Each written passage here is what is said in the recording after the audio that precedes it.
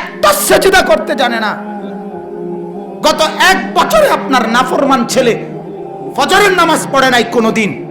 এটা শিক্ষিত তো দূরে থাক, মূর্খতা তো মূর্খ হয় না বেটা। শক্ত হারামিয়তে তো হারামি হয় না। মিয়া একবার ভাবেন, মিয়া মুসলমান, এই মুসলমান একবার ভাবেন, ছেলে কি মানুষ হচ্ছে না জানোয়ার হচ্ছে?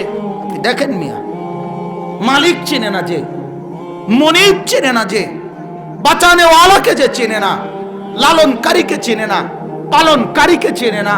আমার 24 ঘন্টা আমি যার ইশারায়, যার ইঙ্গিতে, যার হাতে আমার অস্তিত্ব, তাকে যে চেনে না, এ চিনলটা কি বলেন না? শিখলোটা কি? শিখলোটা কি বলেন? এ বুঝলোটা কি বাজান? হা হা, আল্লাহ আমাদেরকে মাফ করে দেন। আল্লাহ নবী সাল্লাল্লাহু আলাইহি ওয়াসাল্লাম বলেন, হে আদম সন্তান, 3টা জিনিস তোমার পুঁজি, তোমার সম্পদের মধ্যে। 1 নাম্বার মা আকালা, 1 নাম্বার তুমি যেটা সরাসরি খাইছো এটা তোমার পুঁজি। 2 নাম্বার ওমা লাবিসা, তুমি যেটা সরাসরি গায়ে দিছো, এই জামা কাপড়, এটা তোমার। আরেকটা হলো ওমা কদ্দামা, যা তুমি নিজে আখিরাতের জন্য পাঠাইছো, এটাই তোমার পুঁজি। তোমার মুখের খাবার, তোমার সরাসরি গায়ের পোশাক, আর তোমার দান সাদকা, তোমার নেক কাজের খরচ, যেটা তুমি আখিরাতের জন্য পাঠাইছো। নবী বলেন এই 3টাই তোমার, বাকিটি সব দুনিয়াটা দুনিয়াতেই। কি বলেন? সোফা এটা আপনার কবরের সঙ্গীত, কথা বলেন না কেন? খাট আপনার কবরের সঙ্গীত, ডাইনিং টেবিল আপনার কবরের সঙ্গীত, কিন্তু সেজদা, সেজদা আমার সঙ্গী হবে কিনা? আমার রুকু, আমার কোরআন, আমার দান, আমার সাদকা, আমার সুবহানাল্লাহ বলা, আমার আলহামদুলিল্লাহ বলা, আমার জিকির, আমার তাসবিহ, এগুলো আমার কবরেও সঙ্গী, এগুলো আমার হাসরের মাঠেও সঙ্গী, এগুলো আমার জান্নাতেও সঙ্গী। বলেন আলহামদুলিল্লাহ। এটা ভাবা উচিত বাজার, এটা ভাবা উচিত, এটা বোঝা উচিত। আজ আমরা আমাদের সন্তানদেরকে এটা বুঝানো উচিত, আজ আমরা আমাদের বিবিদেরকে এটা বুঝানো উচিত। আত্ম উপলব্ধিটুকু যদি না থাকে, আহা, আমার এটা বেশি আফসোস। প্রতিদিন বলি বাজান, আমি, আমার কাছে এটা বড় মায়া লাগে। একটা ছেলে কি সুন্দর, 18 বছর, 20 বছর, 25 বছর, এরকম তাগড়া একটা জওয়ান, তার ভিতরে এতটুকু বুঝ নাই যে আমি যে একটা মানুষ, আমার কি করা উচিত, এই বুঝটুকু যার নাই, সে কি পরিমাণ মূর্খ, কি পরিমাণ নাদান। আপনি ভাবেন, সকালবেলা ঘুম থেকে উঠে আরেকবার ঘুম যাওয়া পর্যন্ত একটা মোবাইল তার সঙ্গী, আর কতগুলো বন্ধু 4-5 জনের লগে আড্ডাবাজি, এরা তার সঙ্গী। এরার লগে একবার খারাইয়া মতে, একবার বৈশা মতে, একবার মোবাইল চায়, একবার নর্তকী দেখে, একবার নাচ দেখে, একবার কানের মধ্যে ইয়ারফোন লাগাইয়া গান শোনে, একবার মাইয়া দেখলে এটার ফিসে ফিসে হাঁটে, আরেকবার বেড়ি দেখলে এটার ফিসে ফিসে হাঁটে, একবার অসভ্য কথাবার্তা একজন আরেকজনের মধ্যে আলাপ সালাপ করে, আবার কতক্ষণ গেমস খেলে, আবার কতক্ষণ কি আপনার এই মোটরসাইকেল ফাইলে মোটরসাইকেল চালায়, হ্যাঁ, শিক্ষার হই হুল্লুর।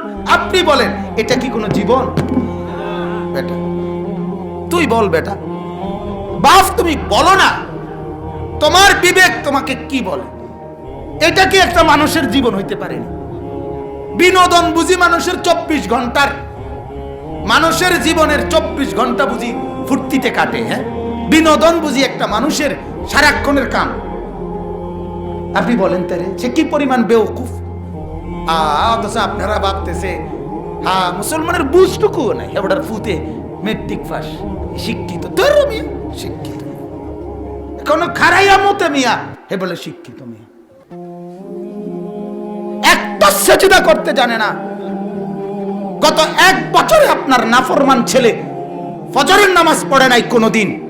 এটা শিক্ষিত তো দূরে থাক, মূর্খতা তো মূর্খ হয় না বেটা। শক্ত হারামিয়তে তো হারামি হয় না। মিয়া একবার ভাবেন, মিয়া মুসলমান, এই মুসলমান একবার ভাবেন, ছেলে কি মানুষ হচ্ছে না জানোয়ার হচ্ছে?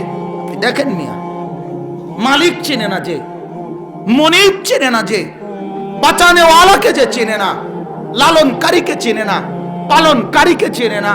আমার 24 ঘন্টা আমি যার ইশারায়, যার ইঙ্গিতে, যার হাতে আমার অস্তিত্ব, তাকে যে চেনে না, এ চিনলটা কি বলেন না? শিখলোটা কি? শিখলোটা কি বলেন? এ বুঝলোটা কি বাজান? হা হা। আল্লাহ আমাদেরকে মাফ করে দেন আমার বাজান। এজন্য আমি অনুরোধ করছি, আমরা প্রত্যেকেই নিজের আত্ম উপলব্ধি করেন, নিজেকে চেনেন। ইস্তাফতি কালবাক, আপনি আপনার দিলকে প্রশ্ন করেন। আল্লাহর নবী বলছে দিলকে প্রশ্ন করো, তুমি তোমার দিলকে নিয়ে ভাবো আসলে তোমার হালাত কি। ওয়াল তানজুর নাফসুম মা কদ্দামাত লিগাদ। আল্লাহ বলে ও বান্দা ভাবো তো, আগামীকাল যদি কিয়ামত, আগামীকালই কিয়ামত, তো আজ তুমি কি পাঠিয়েছো দেখো না, দেখো। আল্লাহ তাআলা বলে আলাম ইয়ালাম বিআন্নাল্লাহ ইয়ারা। বান্দা তুমি জানো আমি কিন্তু সারাক্ষণ তোমাকে দেখছি। বিআন্নাল্লাহ ইয়ারা, আমি সারাক্ষণ দেখে থাকি। মা গাররাকা বিরাব্বিকাল কারীম। আল্লাহ বলে বান্দা বলো না আমার থেকে তুমি কেন দূরে সরে গেলা? কে তোমাকে সরায় দিল? সবাই সব কিছু তোমার থেকে পেল, আমি মাওলা কেন সেজদা পেলাম না? বলেন না বাপ। যুবক, এই ছেলেরা বল না বাপ। আজ সারা দিনে যারা এক ওয়াক্ত নামাজ পড়ো নাই, আল্লাহর সাথে এত রাগ কেন করলা? মনিবের সাথে এত নারাজ কেন হলা? আল্লাহ তোমার কি কি ক্ষতিটা করছে বাজান কও না? হ্যাঁ, মা তোমার যত উপকার করছে মালিক অতটুকু করে নাই? হ্যাঁ, বাবা যে উপকারটুকু করছে আল্লাহ এটুকু করে নাই? বন্ধু তোমারে এক কাপ চা খাওয়াইছে, মালিক তার চাইতে বেশি কোনো উপকার করে নাই? আহা, হায় হায় হায়, কে বুঝাবে এদেরকে? কে বুঝাবে? আপনি বলেন, আপনার ছেলেকে বলেন, কিরে বাপ আল্লাহর সাথে এত নারাজ কেন হলি? কেন এত নারাজ হলেন? কেন নারাজ হলেন? এই জন্য অনুরোধ আমার, ভাবেন আপনারা। ইয়া আইয়ুহাল ইনসান মা গাররাকা বিরাব্বিকাল কারীম। আল্লাহ বলেন হে মানুষ, আমার মতো দয়ালু মনিব, আমার মতো মেহেরবান মাওলা, আমার মতো দয়ালু মাওলা, আমার থেকে কে তোরে আড়াল করে দিল? আমার থেকে কে রে তোরে ভুলায়া দিল? কেন বান্দা তুমি আমার থেকে ভুলে গেলা? আমি কেন সেজদা পেলাম না? মিস কল দিলে বন্ধু তুমি টের পেয়ে যাও, 6টা হরন দিয়ে আজান দিলেও তুমি কেন টের পাও না? হ্যাঁ, যে বন্ধু মোবাইলে মিস কল দিছে সেটা তো তুমি 2 সেকেন্ডের মিস কল, এইটা তো তুমি টের পাইলা। 2 ঘন্টা পরে যদি মোবাইল খুলে দেখো যে বন্ধুর মিস কল উঠছে, তাইলেও তো ফিরাইয়া বলো যে আমার শুনি নাই, কেন বলছে বলো?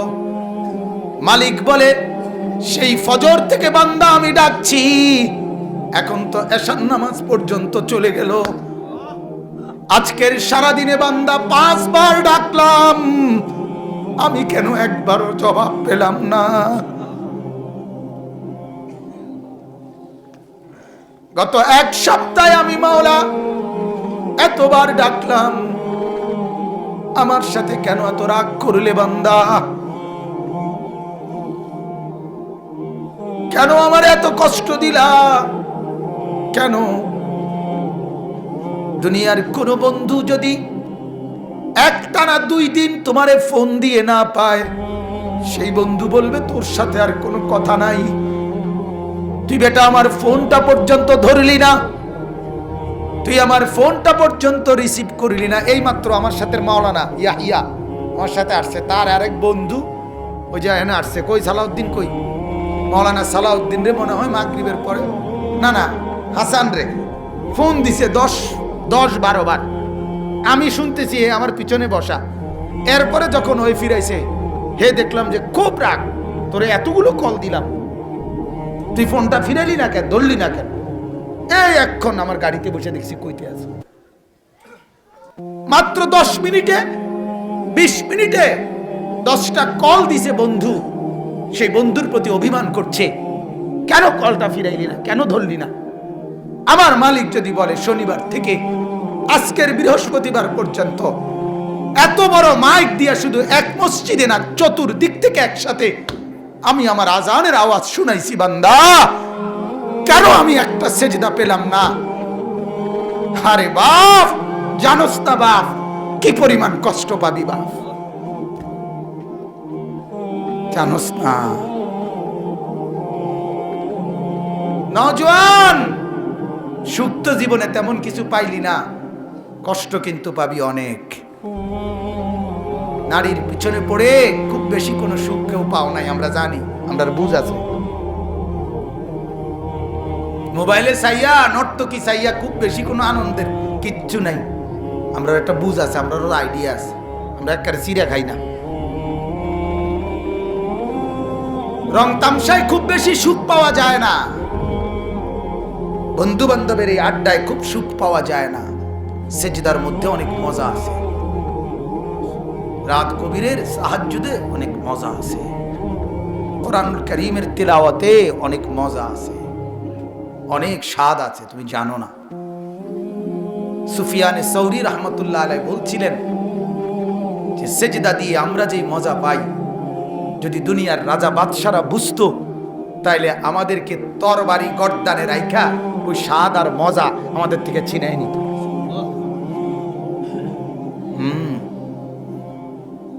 এজন্য নওজোয়ান, আমি আসলে লম্বা সময় দেরি করব না, মূলত আমি অল্প একটু সময় কথা বলার জন্য বসছি, আমার ভাইয়ের অনুরোধ ছিল এই জন্য আসা। কিন্তু আমি শুধু, অনেক যুবক বসছো বাজার, মাশাআল্লাহ, আল্লাহ তাআলা তোমাদের এই বসা আল্লাহর কথা শুনেই আসছো, মালিকের কোরআনের আওয়াজ শুনেই তোমরা দৌড়াইয়া পড়ছো। আমরা দোয়া করি আল্লাহ তোমাদের এই বসাতে বরকত দান করুক। কিন্তু বাপ, আমি অনুরোধ করছি, যদি তুমি এতটুকু মনে হয় তোমার যে আমার মতো একজন মৌলবীর গলার আওয়াজের কাছে তুমি আসলা, শুনতে আসলা, ভাল লাগছিল, আসছো, তো তুমি মালিকের সেজদা করলে আল্লাহর কসম তোমার কাছে আরো অনেক ভালো লাগবে।